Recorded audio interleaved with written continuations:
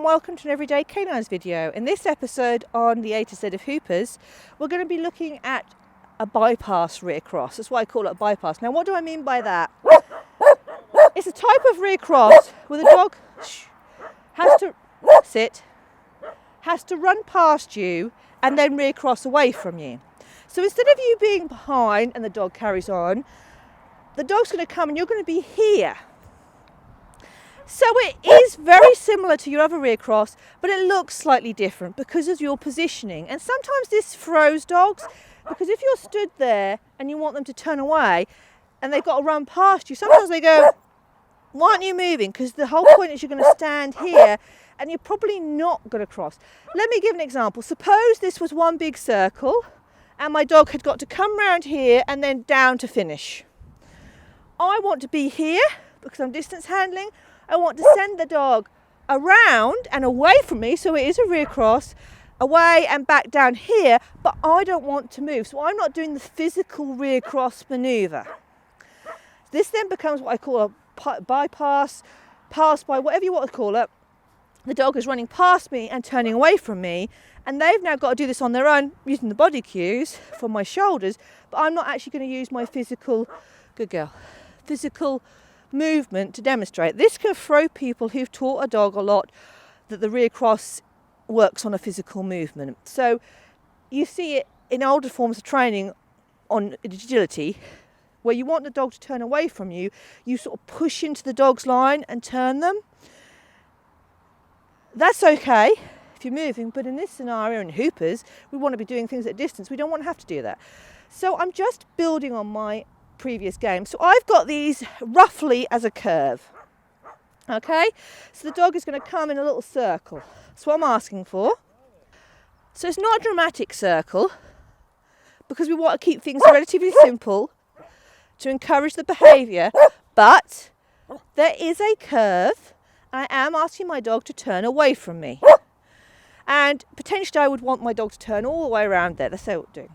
So in this scenario, I'm going to set my dog here. Good girl, Sparrow, wait.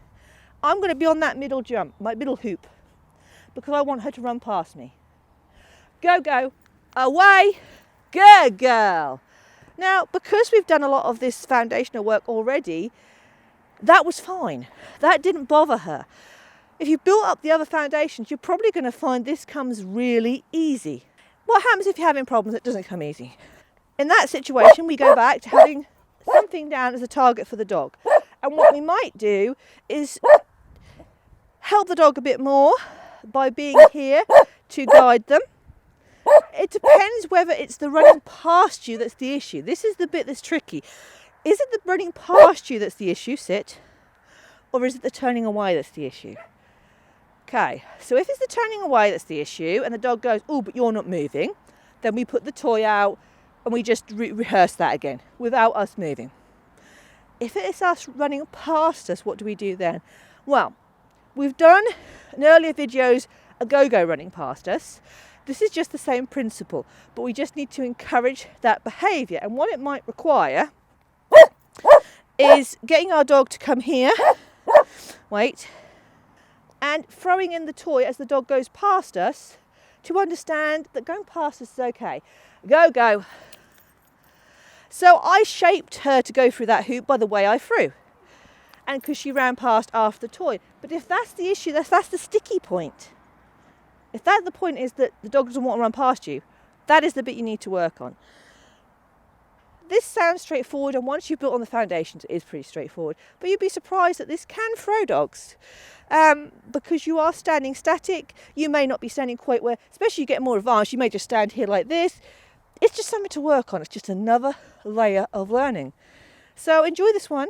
Have fun with it. Experiment. Figure out if you get any problems. Think to yourself, why am I having problems? Is it the dog not wanting to go past me? Is it the dog being fooled by the fact I'm not moving? Or is the dog needing more work on a rear cross full stop? I hope you've enjoyed this Everyday Canines video. And if you have, you might subscribe to the YouTube channel.